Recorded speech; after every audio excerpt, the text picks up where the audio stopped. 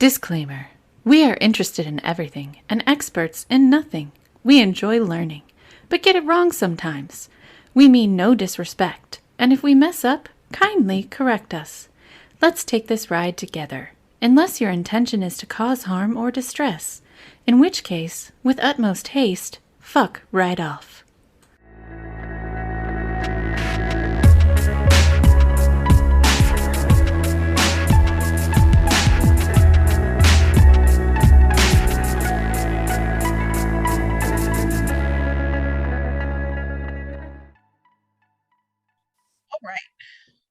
So, my turn with the hot potato again.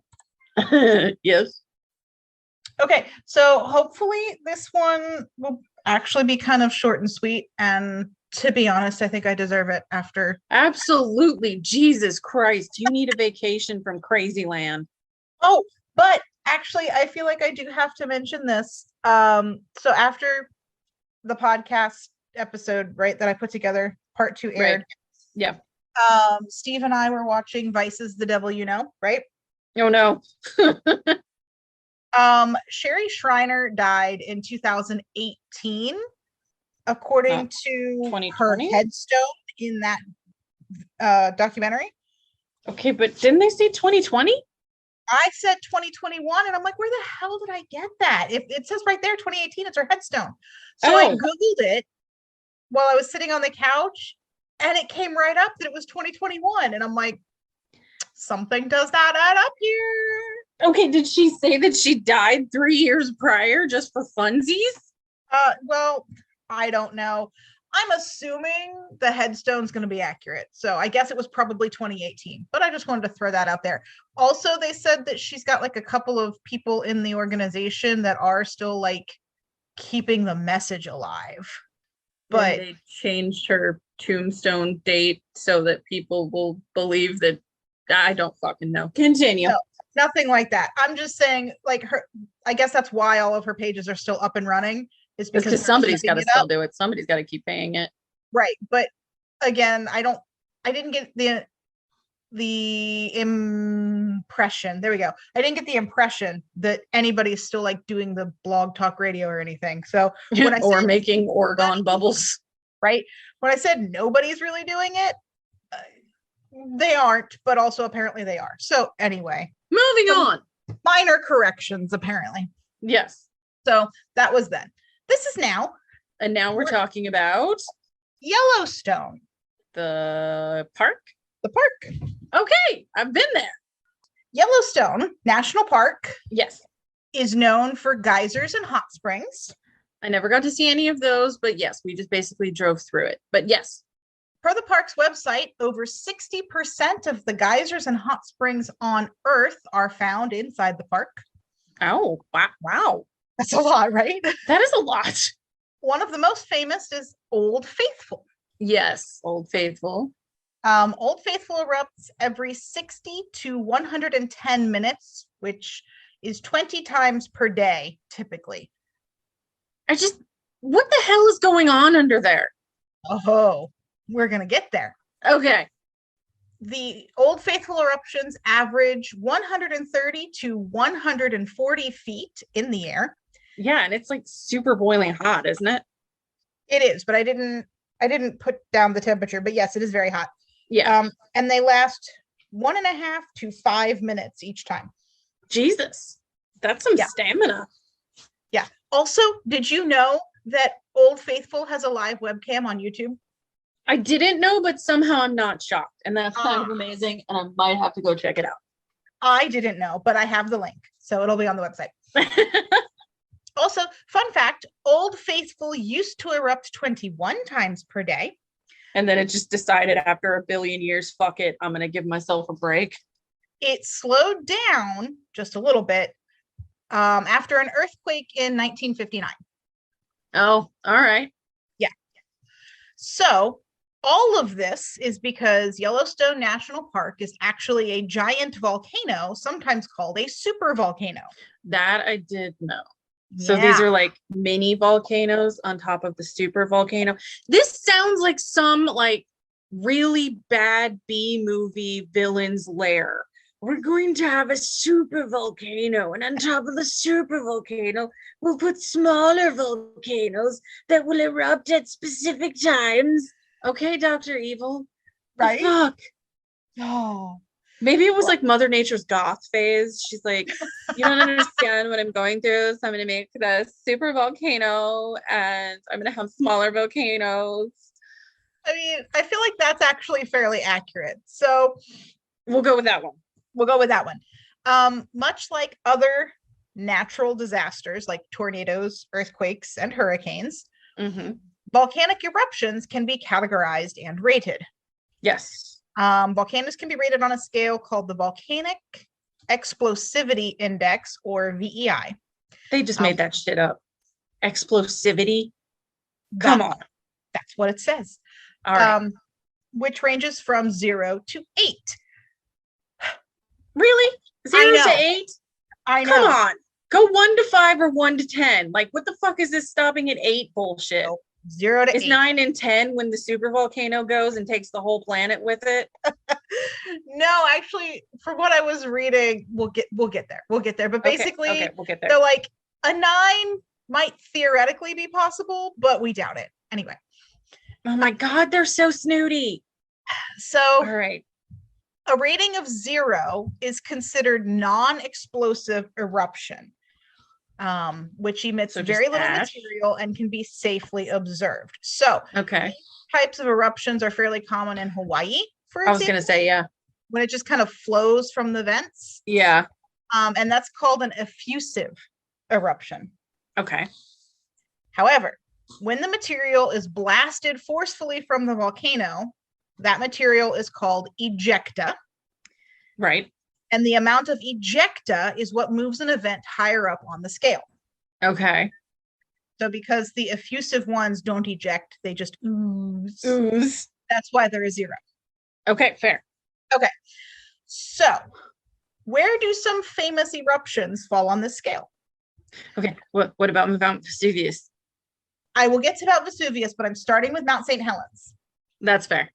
So a super quick overview of Mount St. Helens, in case you're not familiar, because honestly, I wasn't terribly.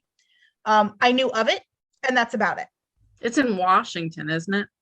I thought Oregon, but maybe it's one of those. I didn't even go that far into depth. So, in March of 1980, seismic activity around the mountain began to increase, starting with tremors. Okay. Then ashes and gases were noticed venting around the mountain. Okay. By April, the mountain had developed a noticeable bulge, which I hate, by the way. I hate everything about that statement. That's just rude. Mount St. Helena, you're looking a little bulgy. Did you go a little bit heavy on the donuts? I hate everything about that statement, but here we are. So, they couldn't have said something with more gravitas, like rotund. It's a fucking volcano. They had to say bulge. Well, but here's the thing. I think I said bulge. Like, I wrote this. And you hate it. Okay, fair. I hate it. It developed a noticeable bulge. Blah. Hate that. Okay. It was a mile in diameter and measured. That's a tumor. Right. Here's the worst part. It was measured to be moving up the mountain at a rate of 6 feet per day. So it had a bubble. The mountain developed a bubble. Oh my God, it did develop a bubble. A bubble of lava? Yeah. So at this point, when they started measuring it, like going up the mountain in April, that's when they began evacuating people. As they should. Right. On May 18th, 1980, a 5.0 earthquake was recorded, which set off the eruption. Oh. So per history.com, and I just direct quoted the rest of this, the entire north side of the summit began to slide down the mountain. Oh God. Could you imagine just being a squirrel up there like, what the fuck is going on? Wouldn't have long to figure it out, because then you'd be gone. True. The giant landslide of rock and ice, one of the largest recorded in history, was followed and overtaken by an enormous explosion of steam and volcanic gases, which surged northward along the ground at high speed. On the ground? Yeah. The lateral blast stripped trees from most hill slopes within 6 miles of the volcano. Jesus Christ. And leveled nearly all vegetation for as far as 12 miles away. Yeah, you could see how you would think the gods were pissed and punishing you. Right? Approximately 10 million trees were felled by the blast. Jesus. The landslide debris, liquefied by the violent explosion, surged down the mountains at speeds in excess of 100 miles per hour. Oh my God, that would be such a bad day to be like rock climbing or shit. But I mean, if you saw your mountain developing a bubble, I'm pretty sure you should know to stay the fuck off. Right? When the mountain has a bubble, don't climb it. Don't climb the bubble. Leave the bubble alone. Okay. This personal bubble will literally melt you. Right? Look, the mountain literally asked for a personal bubble. And created its own, and those who violated it were incinerated. Practically, yeah. So the avalanche flooded Spirit Lake and roared down the valley of the Toutle River for a distance of 13 miles, burying the river to an average depth of 150 feet. Wow. Mud flows, pyroclastic flows, and floods added to the destruction, destroying roads, bridges, parks, and thousands more acres of forests. Simultaneous with the avalanche, so in addition to the part that went out sideways, a vertical eruption of gas and ash formed a mushrooming column over the volcano more than 12 miles high. Oh my God. Ash from the eruption fell on Northwest cities and towns like snow and drifted around the globe for 2 weeks. I imagine it did. 57 people, thousands of animals, and millions of fish were killed by the eruption of Mount St. Helens. End quote. Yeah, well, yeah, the pretty much the river and gone. Okay. Yeah, so there's a good snapshot of how intense Mount St. Helens was. And that's on the lower end? That was classified as a 4. Damn. So what about Vesuvius at Pompeii? Yes. So first of all, I only learned doing this episode that Pompeii was one of 2 cities destroyed in that eruption. Yeah, Herculaneum was the other. Yeah, I don't know how I always missed Herculaneum. But yeah, it wasn't just Pompeii. So that was Herculaneum too. Yeah, I think the only reason why Pompeii gets the majority of the remembrance is because I think Pompeii was closer, so it was preserved by the ash, whereas Herculaneum was farther out and was destroyed. Yes, but there was also another reason, it turns out. Okay.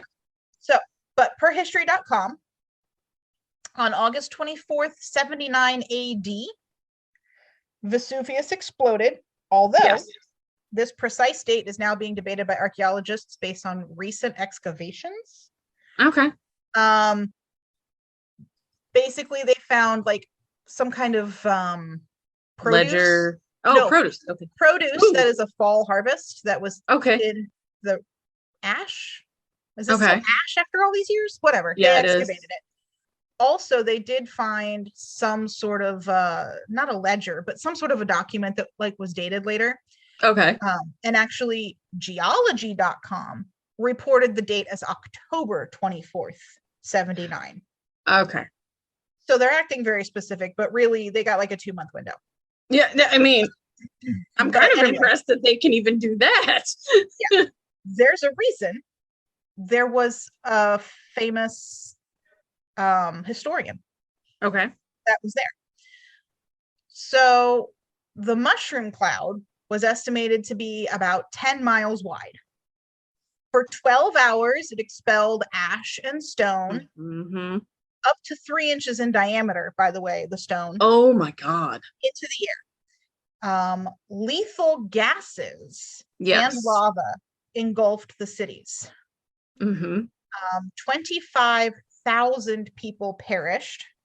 including Pliny the Elder. Oh, the guy that we talked about with the beer. Yep. Aww. He died at Pompeii, which from what I was reading, so this is based on Pliny the Younger's account, is where they get a lot of this. Wow, they're adjectives. Okay, go on. Right, the elder, the younger. But I mean, how's that different from senior and junior, honestly? What But was anyway, it, his actual descendant? Yeah, I believe so. I thought. Okay, because that would just be funny if he's like, you know what, I'm gonna call myself the younger because I was the ingenue.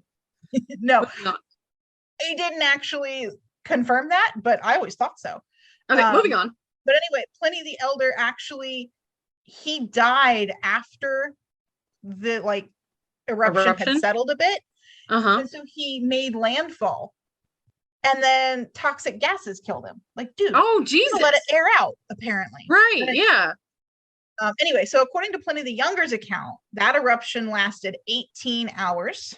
Oh, Jesus. Pompeii was buried under 14 to 17 feet of ash and pumice. And the nearby seacoast was drastically changed. Yes. Herculaneum. Herculaneum.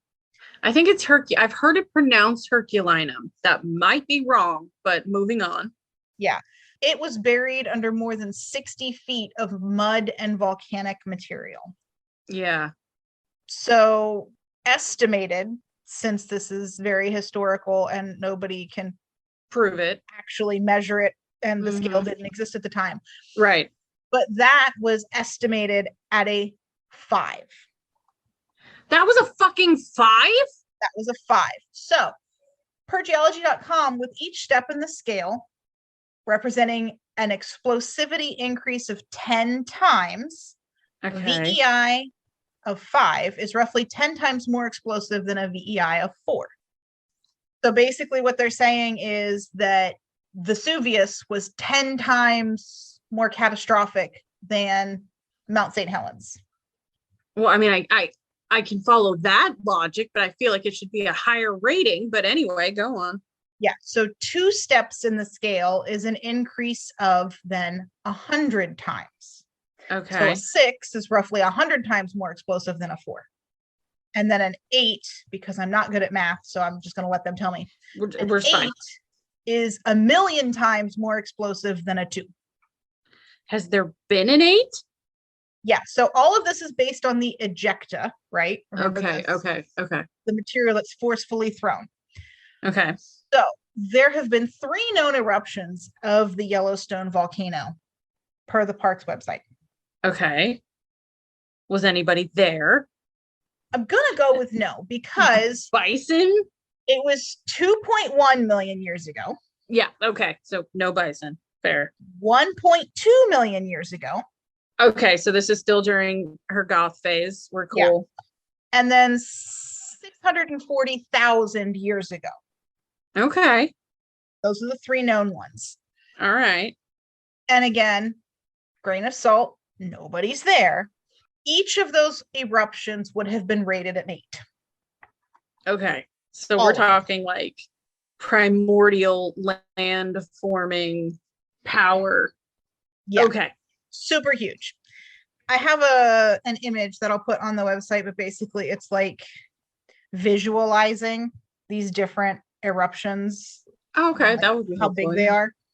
The one 2.1 million years ago is the biggest of the 3. Okay. And actually there's only one other eruption on the scale that's larger, but it wasn't Yellowstone. But yeah. Where was that at? Toba? I didn't know where that is. Okay. All right, moving on. Anyway, so the BBC did a docudrama on Yellowstone called Supervolcano in 2006. I've heard of that. Yeah. So the teaser essentially said it's a true story that hasn't happened yet. So it's using science to pre-enact, and that's my term because you're not reenacting it hasn't happened yet. So pre-enact what it might look like when Yellowstone erupts again, particularly if we're living relatively like we are now when it happens. Okay.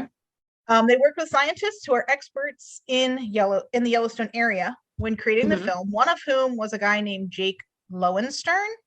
Okay. He was the director of the USGS Observatory at Yellowstone.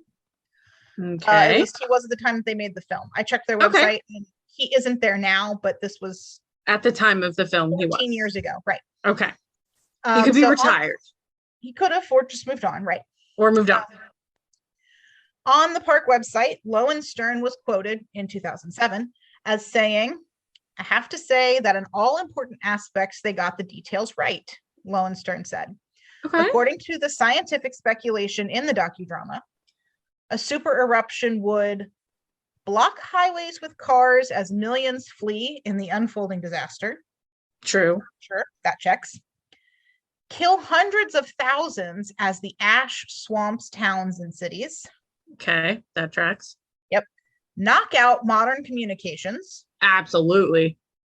Form sulfuric acid droplets in the atmosphere, blocking out sunlight and causing global temperatures to plummet and devastate crops. Oh my God.